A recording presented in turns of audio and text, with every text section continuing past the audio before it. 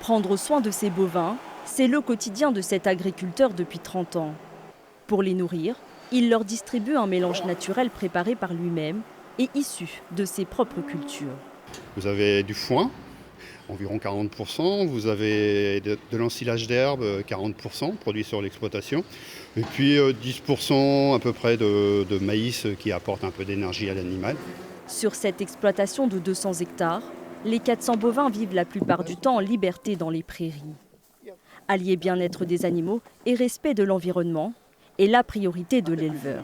C'est le consommateur qui a le pouvoir. C'est son acte d'achat qui définira l'agriculture. S'il veut une agriculture dynamique avec de l'élevage, des prairies, des haies, tout ça, elle existera. S'il veut une nourriture qui est sous une forme de 3D avec du GAFA et ainsi de suite, lyophilisé ou quoi, c'est lui qui décidera. Nous, on n'a pas le pouvoir. C'est lui qui a le pouvoir. C'est le consommateur. Face à l'agribashing, les agriculteurs des Pays de la Loire réagissent et signent un manifeste. Avec ce document, l'interprofession de la viande et du bétail veut mettre en avant la contribution positive de la filière sur l'ensemble du territoire et surtout sur l'environnement. Objectif, rassurer les consommateurs.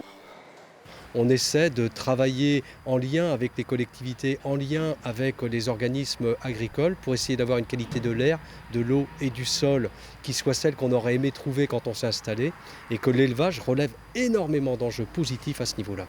Au total, une centaine d'éleveurs de la région a déjà signé ce manifeste. Tous ouvriront régulièrement leur exploitation au public pour partager leur univers et leur travail.